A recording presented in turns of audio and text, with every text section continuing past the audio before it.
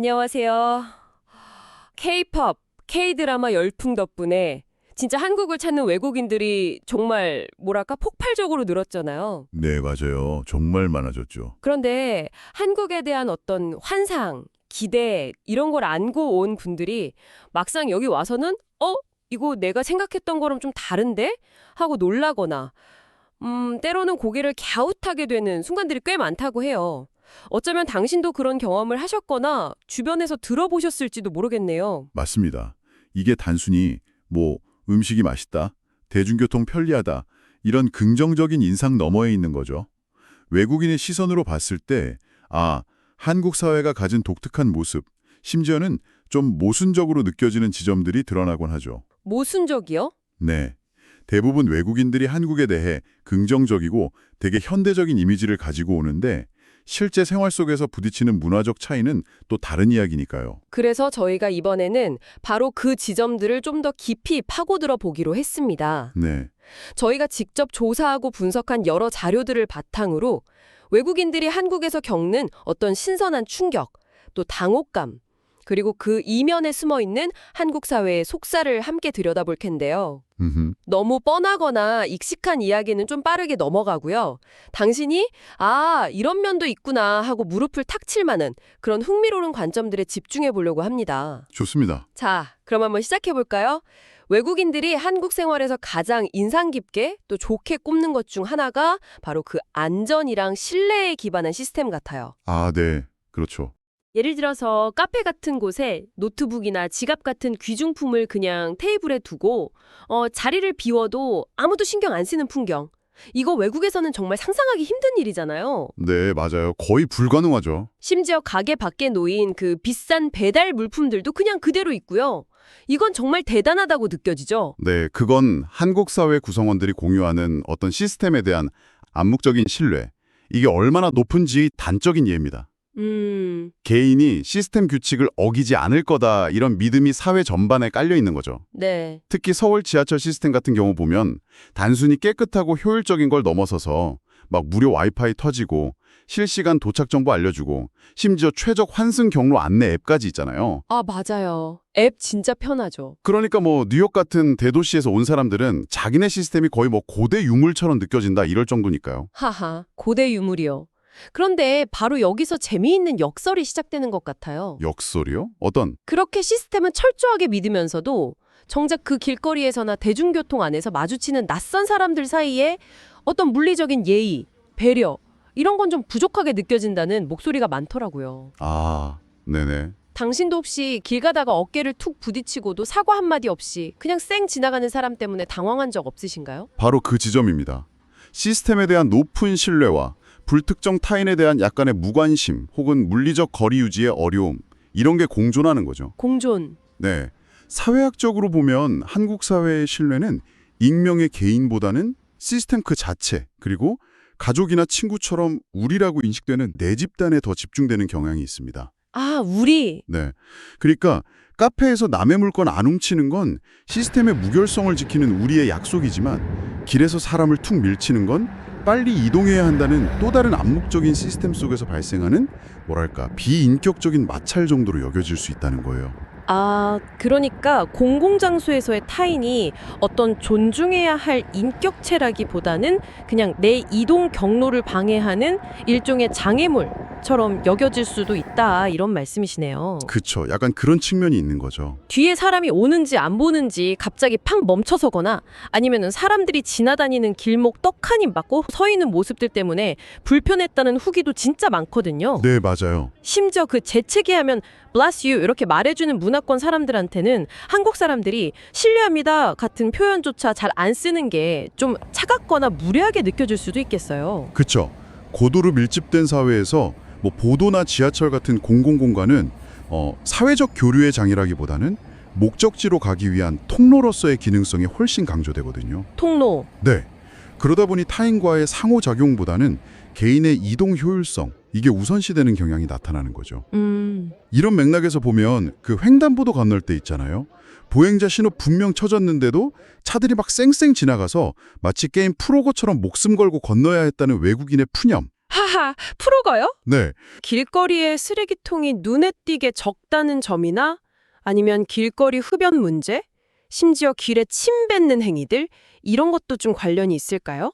네, 충분히 연결 지어볼 수 있습니다. 외국인 입장에서는 쓰레기 버릴 데가 없어서 한참 들고 다녀야 하는 거 그거 불편하다고 하던데요? 네, 뭐 쓰레기통 부족은 한국의 쓰레기 종량제 정책이나 자기가 만든 쓰레기는 자기가 책임진다. 뭐 이런 인식과 관련이 있을 수 있지만 결과적으로는 공공공간의 청결 유지 책임을 개인에게 좀 넘기는 측면이 있죠. 그리고 길거리 흡연이나 침뱉기 같은 행위는 타인에 대한 배려 부족, 그러니까 공공공간을 함께 쓰는 다른 구성원에 대한 인식이 낮다는 점을 드러내는 현상으로 볼 수 있고요. 네, 특히 아이들하고 같이 있을 때 이런 모습들은 더 불쾌하게 느껴질 수밖에 없고요. 맞아요. 그래서 시스템적인 질서는 높은데 개인 간의 공공 에티켓은 상대적으로 좀 느슨하게 느껴지는 이 아이러니, 이게 외국인들에게는 흥미로우면서도 되게 혼란스러운 지점일 겁니다. 자, 그럼 다음으로 넘어가서 한국 하면 진짜 빼놓을 수 없는 그 빨리빨리 문화. 여기에 대해 이야기해 볼까요? 아, 네. 빨리빨리. 이건 정말 한국을 경험한 외국인이라면 누구나 혀를 내두르는 부분인 것 같아요.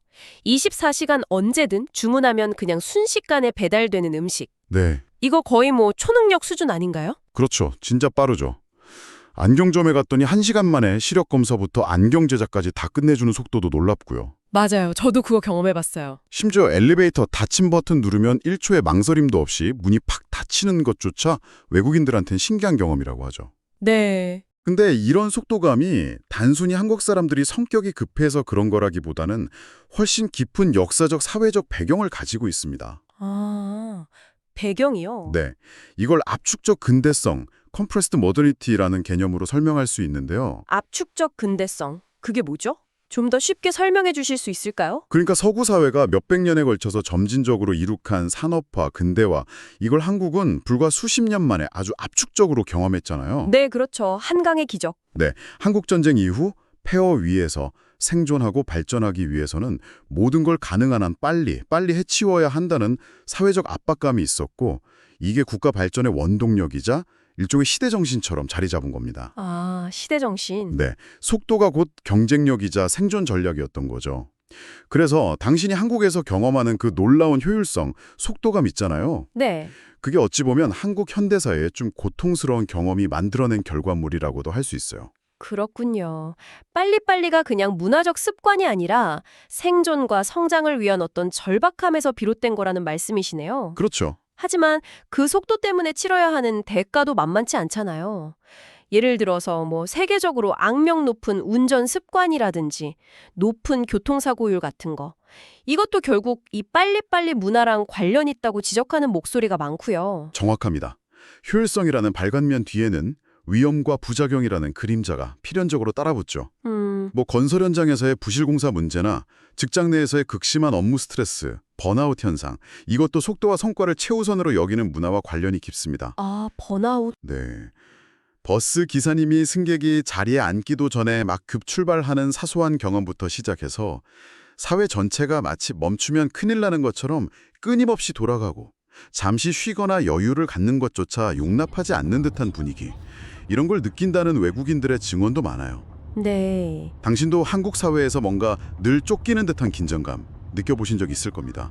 네, 확실히 그런 면이 있죠. 24시간 불 꺼지지 않는 도시의 편리함, 그 이면에는 끊임없이 돌아가야만 하는 사람들의 피로감이 숨어 있는 것 같기도 하고요. 그렇죠. 야간까지 운영하는 가게들이 많아서 밤에도 안전하게 느껴진다는 긍정적인 측면도 물론 있지만요. 맞아요. 이처럼 빨리빨리 문화는 편리함과 불안감, 효율성과 소진이라는 양면성을 동시에 지니고 있습니다. 과거를 빠르게 극복하고 현재를 가속화하면서 미래를 향해 끊임없이 달려가야 한다는 어떤 강박관념이 한국 사회의 시간 경험을 매우 독특하게 만들고 있는 셈이죠. 다음 주제로 넘어가 볼까요? 한국 사회의 그 외모에 대한 남다른 관심. 이것도 외국인들에게는 꽤나 충격적으로 다가오는 부분인 것 같아요. 아, 외모, 네. 성형수술이 워낙 보편화되어 있어서 사회적인 터부도 거의 없고 심지어 졸업이나 취업 선물로 성형수술 시켜주는 부모님도 계시잖아요. 네, 그렇죠. 뭐 성형수술 때문에 병가 내는 건 안 된다.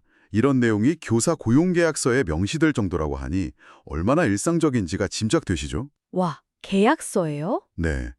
더욱 흥미로운 것은 이런 외모에 대한 관심이 여성에게만 국한되지 않는다는 점입니다. 아, 남성들도요? 네.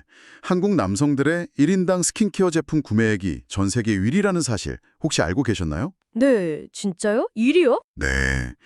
비비크림이나 틴트 립밤을 사용하는 남성들을 길거리에서 흔히 볼 수 있다는 점도 외국인들에게는 매우 신기하게 비춰진다고 해요. 와, 남성 스킨케어 지출이 세계 1위라니. 그 정도일 줄은 몰랐네요. 이력서에 증명사진 첨부 당연하게 요구하는 문화도 외국에서는 찾아보기 힘든데 이런 것들이 다 연결되어 있는 걸까요? 그렇습니다. 사회학에서는 이걸 외모지상주의, 루키즘 또는 미적 자본, 에스테틱 캐피털이라는 개념으로 설명합니다. 미적 자본? 네. 단순히 외모를 중시하는 현상을 넘어서서 외모가 사회적 성공이나 더 나은 기회를 얻기 위한 중요한 자본으로 여겨진다는 뜻이죠. 아, 치열한 입시 경쟁이나 취업 경쟁 속에서 매력적인 외모가 능력이나 성격까지 좋게 평가받는 그런 후광 효과. 이게 알게 모르게 작용하는 겁니다. 아름다운 것이 선하다는 암묵적인 통념이랄까요? 외모가 일종의 스펙처럼 여겨진다는 거군요. 네, 남성들까지 외모 관리에 열중하는 이유도 결국은 이 치열한 경쟁 사회에서 살아남기 위한 전략의 일환으로 볼 수 있겠네요. 네. 그렇게 해석할 수 있습니다. 이게 특정 성별의 문제가 아니라 사회 전체에 만연한 경쟁 압력과 그 속에서 어떻게든 우위를 점하려는 개인들의 노력이 반영된 현상이라는 거죠. 하지만 이런 외모에 대한 강한 압박에 대한 반작용도 있지 않나요? 몇 년 전에 그 탈코르셋 운동이 큰 화제가 됐었잖아요. 아, 네. 맞아요. 젊은 여성들이 긴 머리 자르고 화장 거부하고 불편한 옷 대신 편한 옷 입는 그런 움직임이었죠. 맞습니다. 탈코르셋 운동은 여성에게 사회적으로 강요되는 외모 관리의 기준, 즉 시간과 비용, 심지어 신체적 고통까지 요구하는 보이지 않는 코르셋으로부터 벗어나려는 저항 운동으로 볼 수 있습니다. 저항 좀. 네네. 더 나아가서 이건 여성에게만 부과되는 일종의 미적 노동, 에스테틱 레이벌에 대한 거부이자 파업선언으로 해석될 수도 있어요. 미적 노동이요? 외모를 가꾸는 행위가 노동이 될 수도 있다는 건가요? 네, 그렇죠. 사회가 여성에게 기대하는 특정 외모 기준을 충족시키기 위해서 투입되는 시간, 비용, 감정적 에너지 이런 걸 일종의 노동으로 보는 관점입니다. 아, 탈코셋 운동은 이런 미적 노동을 거부함으로써 여성의 가치를 외모와 동일시하고 외모 관리를 여성의 당연한 의무처럼 여기는 사회구조의 정면으로 도전하는 것이죠. 네. 그렇기 때문에 사회적으로 큰 반향을 일으키는 동시에 꼴패미 같은 비난이나 낙인 찍기 같은 격렬한 반발에 부딪히기도 했던 겁니다. 기존의 사회적 역할과 기대를 거부하는 행위에 대한 강한 저항이라고 볼 수 있죠. 정말 흥미로운 관점이네요. 자, 이번에는 한국인의 정문화에 대해 이야기해 볼까요? 아, 네. 식당에 가면 주문하지도 않은 맛있는 반찬들이 막 푸짐하게 깔리고 당연하다는 듯이 리필까지 해주는 문화. 그렇죠. 반찬 인심. 그리고 고기 주문하면 직원이 직접 와서 먹기 좋게 가위로 잘라주는 서비스나 물 무료로 제공하는 것들. 이런 사소하지만 따뜻한 배려들이 외국인들에게는 굉장히 인상적으로 다가온다고 해요. 그렇죠. 음식을 여럿이 함께 나눠 먹는 문화 자체도 개인주의 문화권 사람들한테는 신선하게 느껴질 수 있고요. 네. 정이라는 것은 단순히 친절함을 넘어서 공유된 경험과 관계 속에서 형성되는 끈끈한 유대감, 애정, 연민 같은 복합적인 감정을 의미합니다. 개인보다는 관계 속에서 존재하는 감정이라고 할 수 있죠. 자기 물건이 아닌데도 우리 엄마, 우리 학교처럼 우리라는 소유격을 습관적으로 사용하는 것도 이런 정문화 혹은 공동체 의식과 관련이 있을까요? 네, 당연히 있죠. 예전에 지하철에서 전혀 모르는 아주머니가 덥지 않냐면서 손에 부채를 쥐어주셨다는 외국인 경험담을 들은 적이 있는데 이런 게 바로 정이 아닐까 싶기도 하고요. 네, 정확히 보셨습니다. 그 우리라는 표현은 한국 사회의 강력한 집단주의적 성향과 공동체 의식을 잘 보여주는 언어 습관이죠. 정은 바로 이 우리라는 경계 안에서 작동하는 일종의 사회적 접착제 역할을 합니다. 네. 그런데 문제는 이 정을 표현하는 방식이 우리 밖에 있는 사람, 즉 외국인의 시각에서는 때로는 부담스럽거나 심지어 무례하게 느껴질 수 있다는 점입니다. 이게 바로 오지랖이라는 또 다른 얼굴로 나타나는 거죠. 아, 정과 오지랖이 사실은 동전의 양면 같은 거군요. 그렇죠.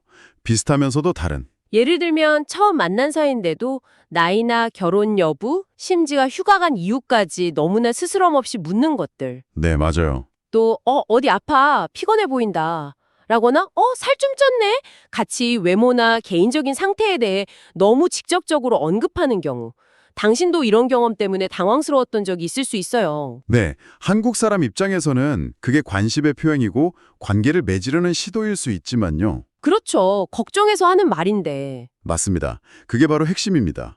행동 자체는 같지만 그것이 우리라는 경계 안에서 이루어지느냐, 밖에서 이루어지느냐에 따라 정으로 해석될 수도 오지랖이나 사생활 침해로 해석될 수도 있는 거죠. 아, 한국 문화는 관계지향적이기 때문에 상대방의 개인적인 정보를 묻는 것은 그 사람을 알아가고 관계 속에서 적절한 위치를 설정하려는 자연스러운 과정일 수 있습니다. 네. 하지만 프라이버시 경계가 더 명확한 개인주의 문화권 사람들한테는 이게 매우 불편하게 느껴질 수밖에 없어요. 생활 방식의 차이에서 오는 불편함도 있겠죠. 예를 들어 샤워 부스가 따로 없이 욕실 바닥 전체가 물에 젖는 습식 욕실 구조나 아, 네. 습식 욕실. 네.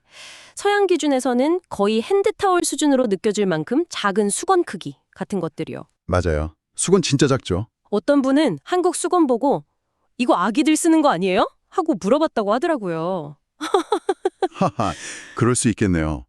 그런 사소한 생활 습관 차이도 처음에는 문화 충격으로 다가올 수 있죠. 네. 중요한 것은 이런 오지랖이나 생활 방식의 차이가 당신이 아직 우리라는 범주 안에 완전히 속하지 못했기 때문에 발생하는 현상이라는 점입니다. 아, 우리 아니라서? 네.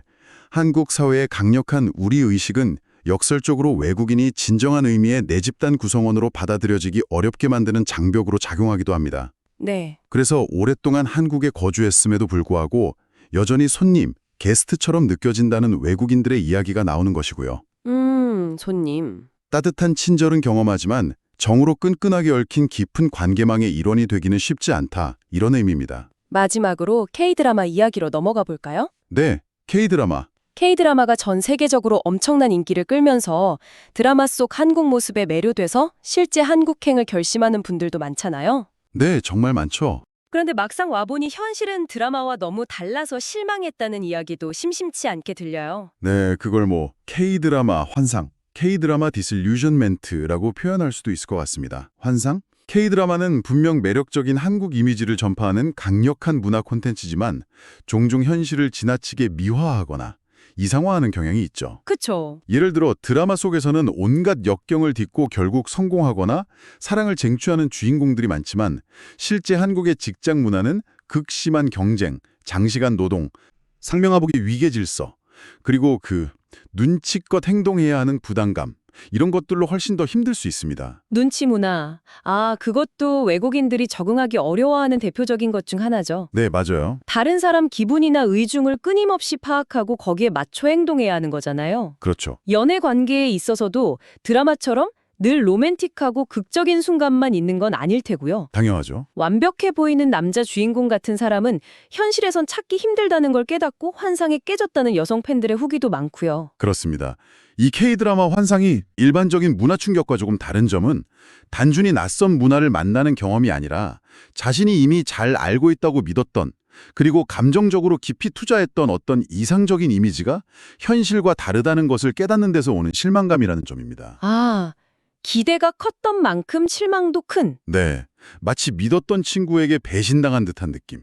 그런 걸 받을 수도 있는 거죠. 아, 그래서 단순히 문화가 다르네 정도가 아니라 더 큰 좌절감이나 씁쓸함을 느낄 수도 있다는 거군요. 그렇죠. 내가 꿈꿔왔던 환상 속 한국이 실제로는 존재하지 않는다는 사실을 마주하는 경험이니까요. 네, 정확합니다. 그래서 일부 외국인들이 한국 생활 초기에 느끼는 어려움은 단순히 새로운 환경에 적응하는 과정이라기보다는 자신이 이주해왔다고 믿었던 그 환상 속 세계의 상실을 애도하는 과정에 더 가까울 수 있습니다.